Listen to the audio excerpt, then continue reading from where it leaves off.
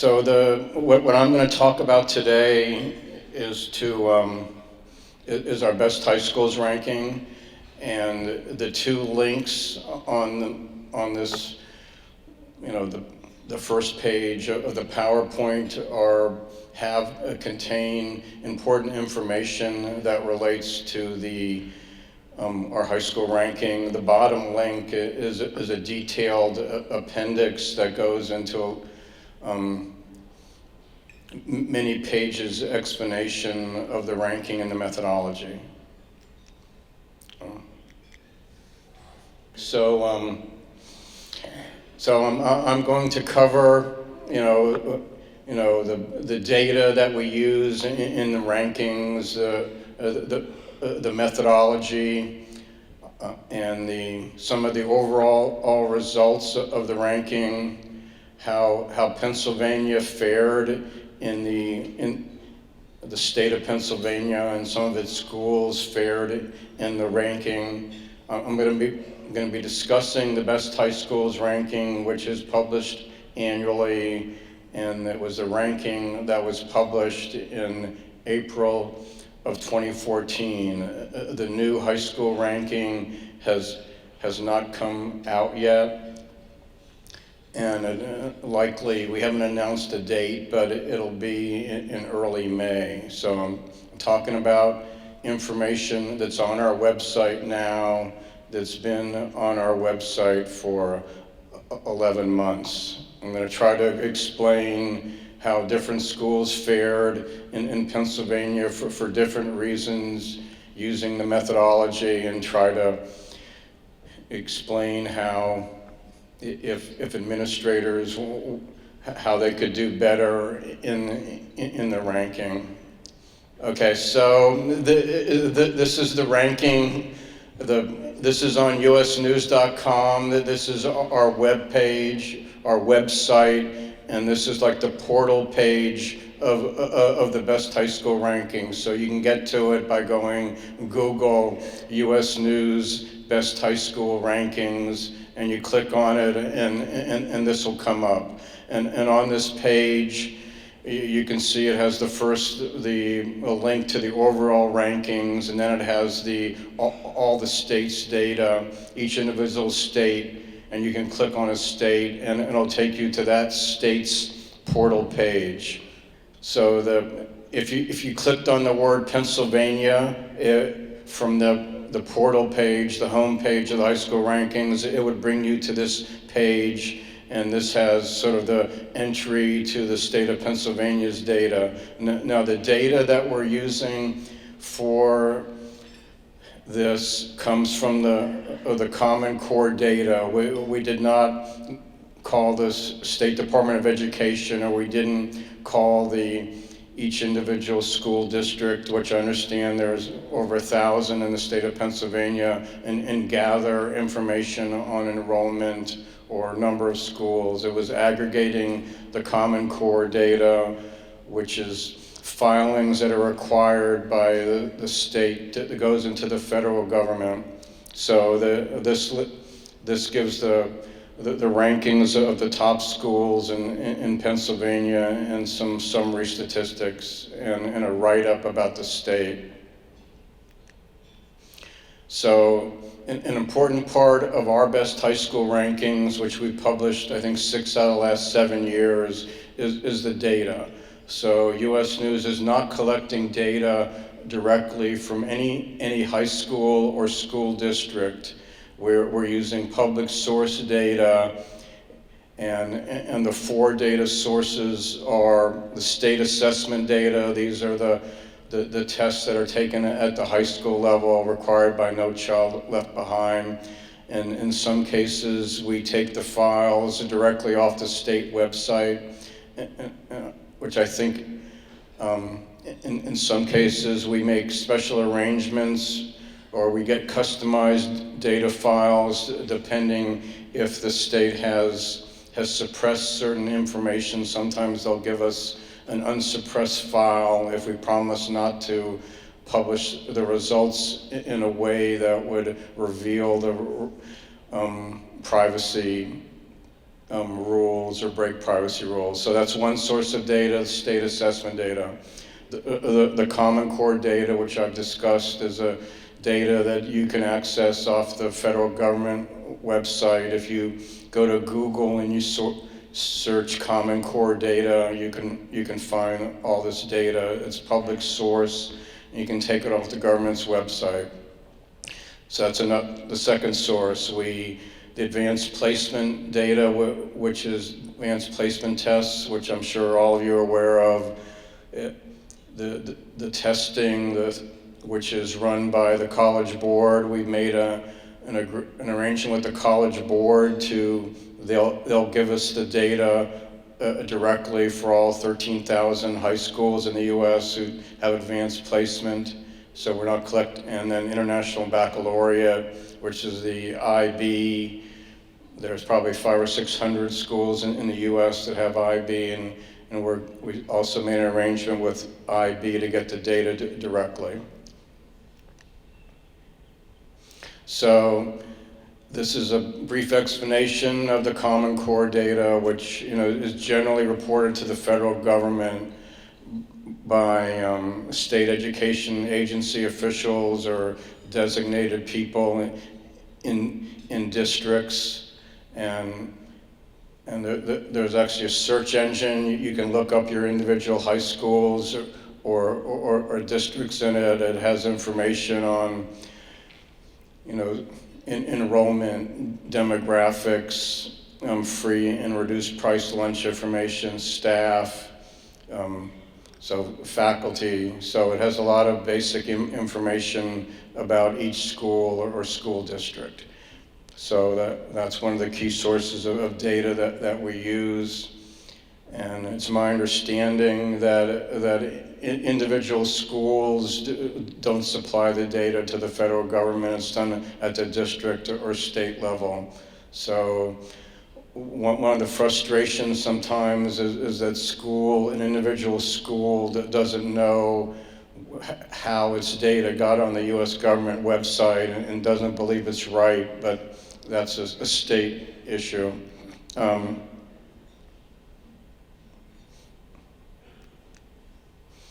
So in terms of the state assessment tests, we're using the the PSSA, which I'm sure a vast proportion of people are in the room are familiar with at some level. So these would be the tests that were taken at the high school level. We usually for the assessments, we use a reading and math test. So that's basically what they are, reading and math. It's part of the state assessment. So this is the source of the state assessment and the one we use in Pennsylvania. So our high school, this is a brief overview of the methodology. I have slides on here that I'm not going to try to explain in detail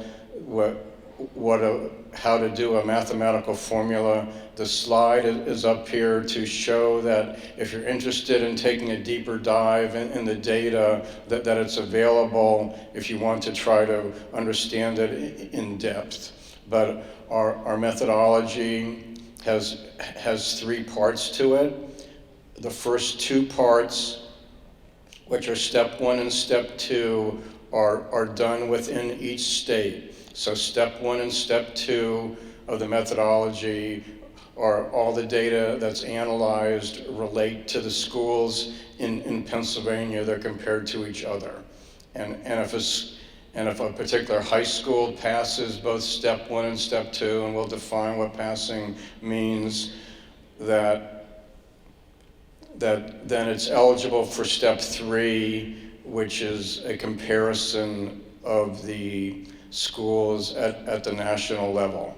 So step 1 is to look at the school performance as a whole on the state assessment tests, and are they performing better than expectations? And this is a key part of our methodology. But step 1 is relative performance. It's not absolute performance. meaning it's not taking the schools that have the highest performance on the state tests and saying those are all the best high schools in the state, even though they may be where people would rather go if they could afford to be in that school district. We accept that, but there's some schools that have a significant proportion of free and reduced price lunch students that while they may not be performing as highly as certain schools on a relative basis for that level of free and reduced price lunch, they're overperforming what's expected of them relative to similar schools. So that's a relative performance. Step 2 is not relative. It's how the disadvantaged or certain minority groups students are performing at your particular school compared to the state average for that. So if you're doing above average, then you pass step 2. And step 3 is sort of the college readiness measure, which I'll explain. It's performance and participation in advanced placement or international baccalaureate tests. So this particular column version of the methodology is in one of the documents that I showed at the beginning, and I'm not going to try to sort of go over it, but it explains each step in detail, and I'm just showing it to people that it exists in the document that was on the first page of the PowerPoint that's labeled PDF. This is the step 1 of the ranking, and my goal is that when people leave the room, they're going to have a greater understanding of the methodology when they left. So let's go. So what we do is we calculate a performance index. So that's taking the proficiency level as a proportion of students at each relative proficiency level, and give a proficiency level a certain score, and we create an index of the school's performance. So if everybody was at the highest level of proficiency, then 100%, then they'd have a really high performance index. And then we calculate the percent of economically disadvantaged, which is the proportion of the student body on free and reduced price lunch, and that's using data from the federal government, the Common Core data, the enrollment, and the free and reduced price lunch data comes from that. Then we do a regression analysis. This is only within the state of Pennsylvania. We do this 50 or 51 times.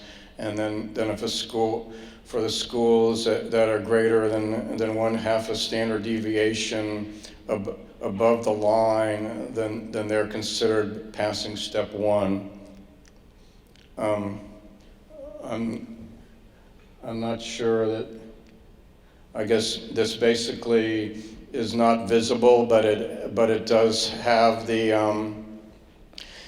it does provide the list of the state tests that we use, meaning the assessment tests for each state in the ranking, and the columns to the right of the state names show the proficiency levels and how those proficiency levels are scored. I think the Pennsylvania test has 4 proficiency levels, so 3 of them get scores in the calculation of performance index.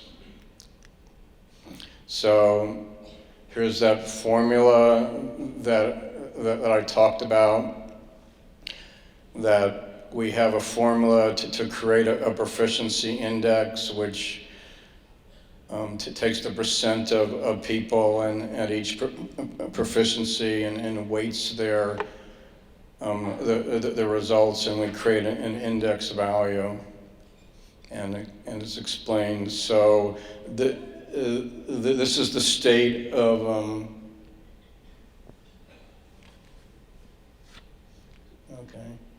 So the pointer isn't powerful enough to reach there, so we'll try to explain it. So this is a plot of all this is also on the website. There's a state of Pennsylvania results for step one. The point of explaining this is it becomes a key part in which schools make the ranking, which schools don't, because the main reason why schools aren't ranked in our methodology is because they don't pass step one. And you can see that the schools in each dot represents a school. And of course, Pennsylvania has a lot of schools, so it's hard to disaggregate them and sometimes, but the blues are the performing below average for their relative level of poverty. The left-hand axis is the performance index. The bottom is the percent of poverty, free and reduced price lunch. So the schools on the upper left have very low poverty. The schools in the center have average, and the schools on the right have a very high level of economically disadvantaged. So the schools in the green are performing average or slightly above average, and the yellow are the ones that scored 1/2 a standard deviation, and they're the ones that passed step one. And you can see that some yellows have a performance index, meaning the students at the school didn't do as well as schools on the upper left, but for their level of economically disadvantaged, they exceeded their expectations.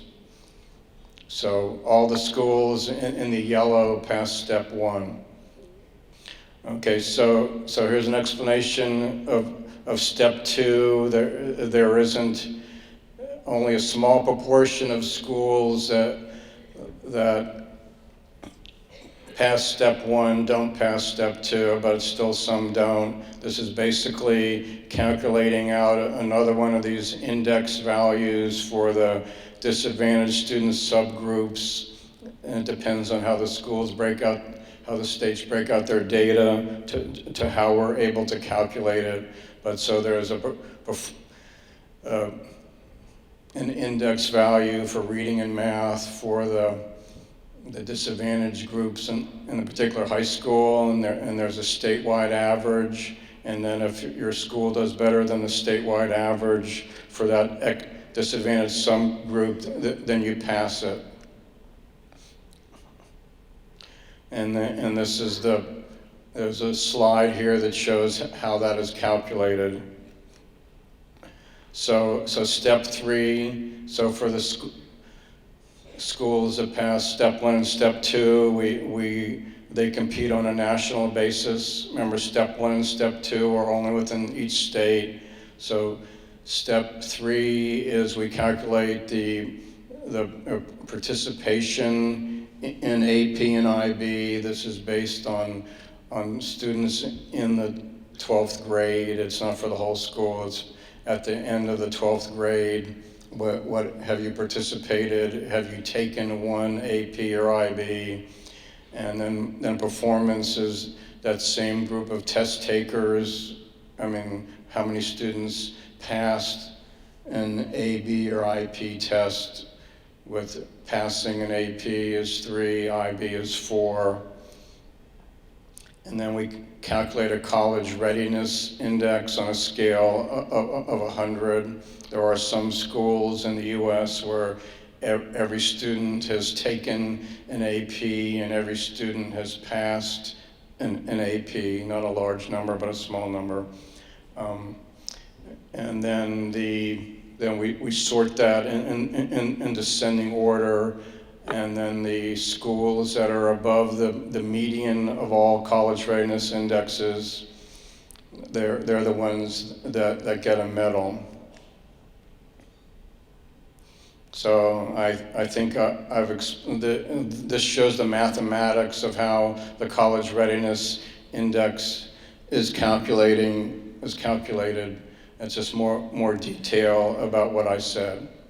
So So in terms of the results, this is relating to step 3, the 500 in descending order by college readiness. The schools that have the 500 highest, 1 through 500, get a gold medal.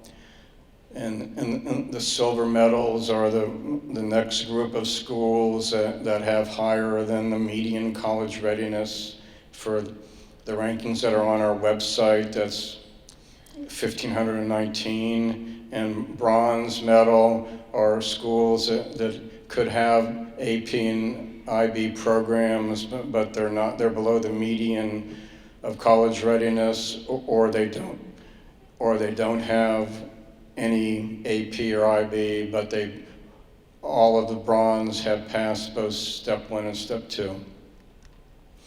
So we also have state rankings, which I showed you the state of Pennsylvania page, and they're basically takes a school's national gold and silver ranking and sorts it in descending order. So if the highest ranks school in a state is 51st nationally, then they become number 1 in that state. If the second highest is 100, then they become number 2 in the state. We also have charter and magnet school rankings, which are based on the designation of charter and magnet that as it was reported on the Common Core data. That's a question, the Common Core data, the federal government data, how your state or district answered whether your school is a charter or magnet. So we have a separate charter ranking and magnet ranking, also based on your position as a gold and silver. So in terms of the overall results, in the rankings that are on the website now, we use 2011, 2012 data. For the next ranking, we're going to do 12 and 13 data. The data is delayed because it takes time to post state assessment, and the availability on the federal government website of the Common Core data. They just published the 12 and 13 data in mid-December, so there's a delay. So basically, there were 31,000 schools, there were 19,400 that were eligible to do the ranking, but around 15,000 didn't pass step 1 or step.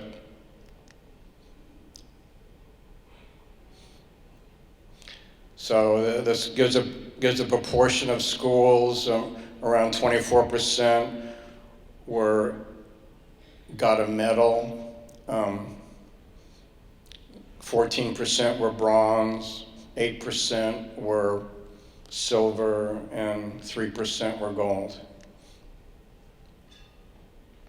So, well, here again, I thought this would happen, but this is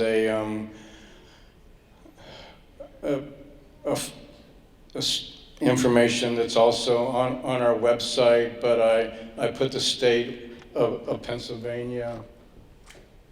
It's not strong enough, but it does show that Pennsylvania's in red, and this is a ranking of the states based on the proportion of their schools that were gold and silver, and you can see Pennsylvania, I think, is 28th. Is that what it?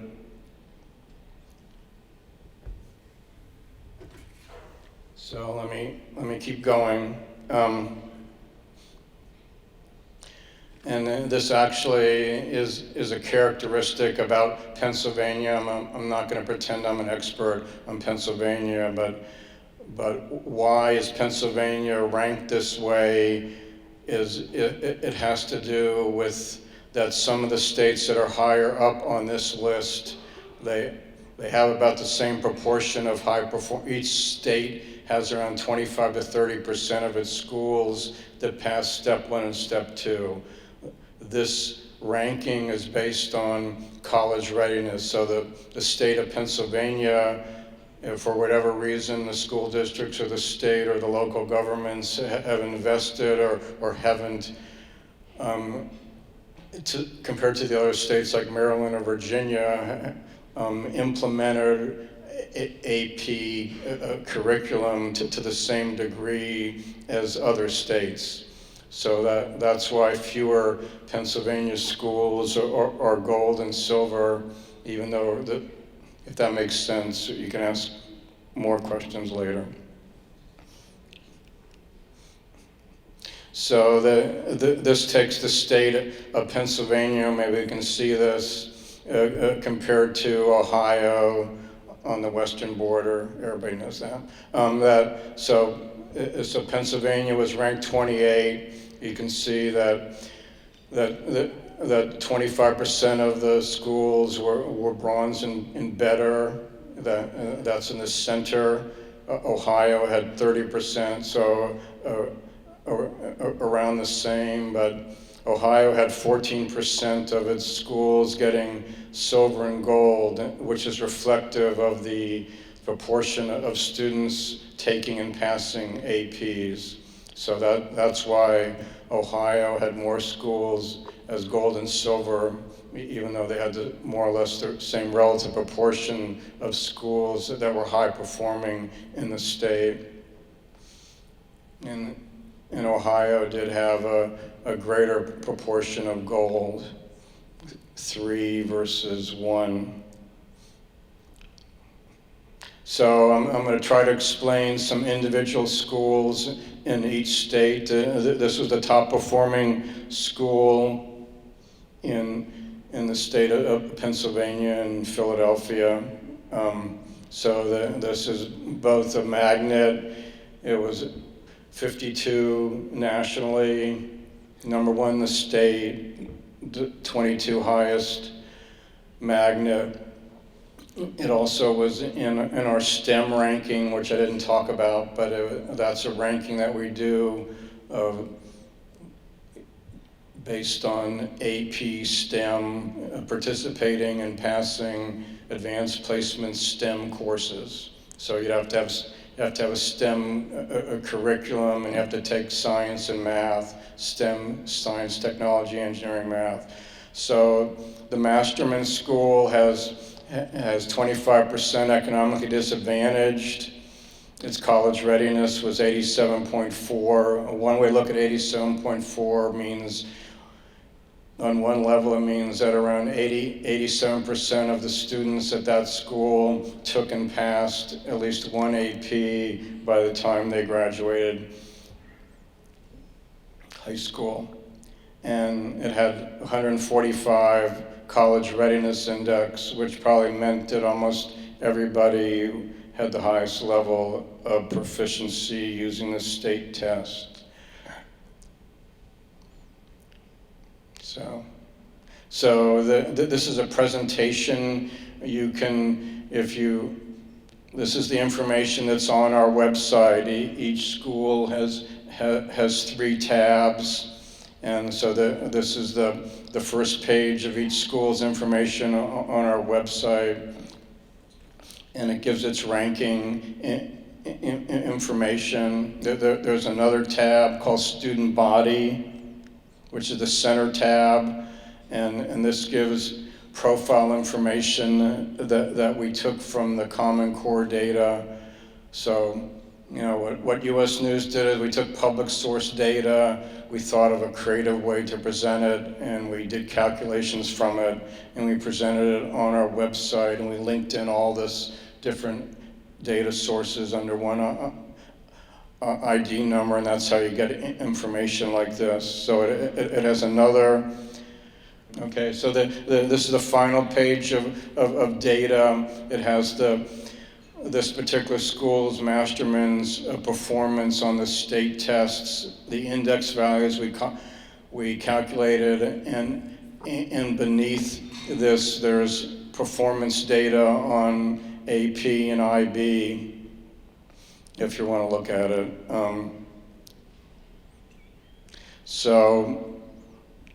This was another school, one of the gold schools in Pennsylvania. You can see it was number 3 in the state, had a college readiness of 54.8, so it was below Masterman.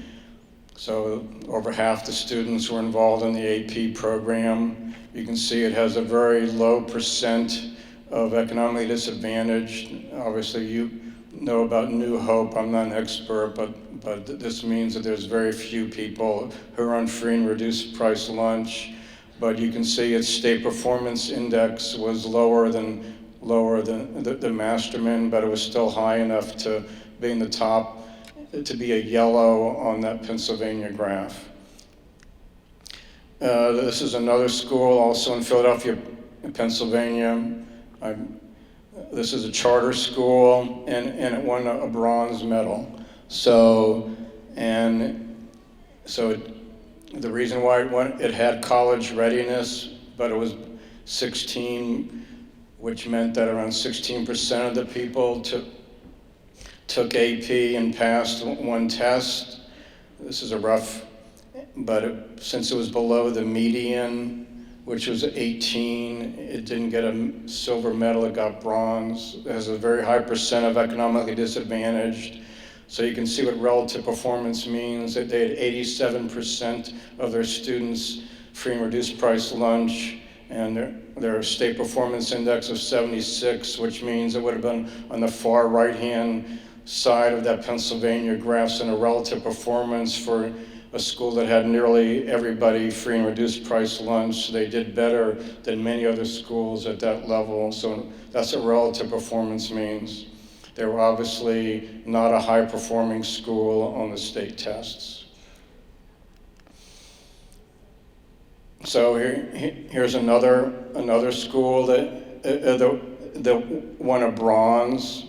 They're sort of medium economically disadvantaged, but they didn't have any AP or IB program, but they had a pretty high state performance index, so they passed step 1 and step 2.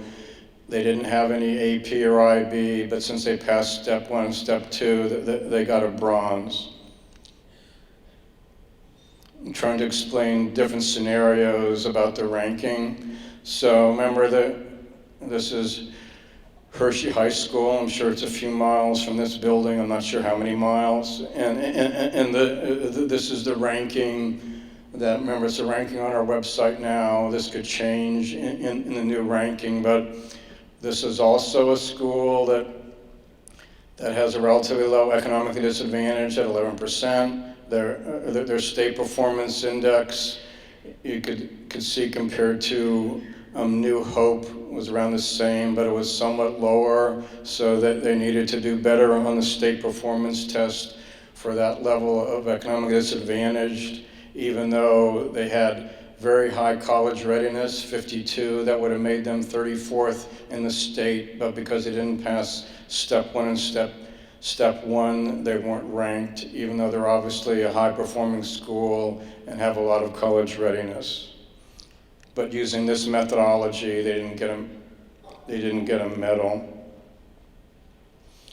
So here's another school, Huntington Valley, obviously a pretty high income area, or at least not a lot of low income students. And they also had a high college readiness, 41, but they're for that level 4%, which is probably one of the lowest in the state. I'm not sure there's too many schools in this state that have lower than 4%, that they didn't score high enough to pass step 1, so they didn't get a medal. Here's another school that obviously had a pretty high economic disadvantage, but this was a pretty low state performance at 68, so they were using that picture of Pennsylvania, they were blue or green, they didn't score high enough even on a relative basis to pass. So one of the things I was going to talk about briefly before we open it up for questions was, how to do better in the ranking and why some schools make the ranking and don't make the ranking. Obviously, the important thing in order to actually to be part you have to pass step 1 and step 2 to actually be part of the ranking. I think there's a misunderstanding. Step 1 is the performance of all the students at the school, so it doesn't relate to the, how the economically disadvantaged students are performing. For schools that are close to making, that almost made it, they probably just needed a few more students at a higher level of proficiency. So there's some schools that are right on the line, and it just takes a few of their students to score higher on the test, and they'll make the ranking. Other schools, their performance index is very low, and it would take them a lot of work to get high enough to do well in the ranking. Obviously, if you're a high-performing school and you on the proficiency, then the way to do better in the ranking would be to implement AP or IB. Probably AP is easier and have more students participate and have more students pass. Obviously, AP curriculum involves a certain type of student and so that's more expensive type of education. But that's a way to do better in this ranking. If you're a high-performing school, it may not be practical in this state or your school district or there's many reasons. But so why schools change ranking one year to the next? They could have had the particular class didn't do as well on the state tests as the year before, so they didn't pass step 1 or step 2, and they had the year before. Also, that particular senior class was real into APs or IBs, and they had a high performance index where the year before was low, or vice versa. And in some states, and it's not really Pennsylvania, some states, I think Delaware, and that's I think the closest one, that they suppress a lot of the results, meaning high-performing schools. The state doesn't publish the proportion of students passing at particular levels, and when there's the state assessment data that's blanked out for privacy, FERPA reasons, state policy, then U.S. News is unable to calculate step 1 because we need the state assessment data or to do that. So I think Pennsylvania may have a few of those, but I guess that's actually the end of my talk.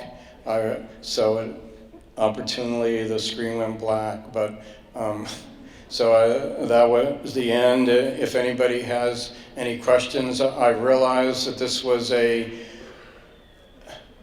like taking a college class in data and rankings, but I was assured that since you guys are data people, that at least it would ring a bell at some level.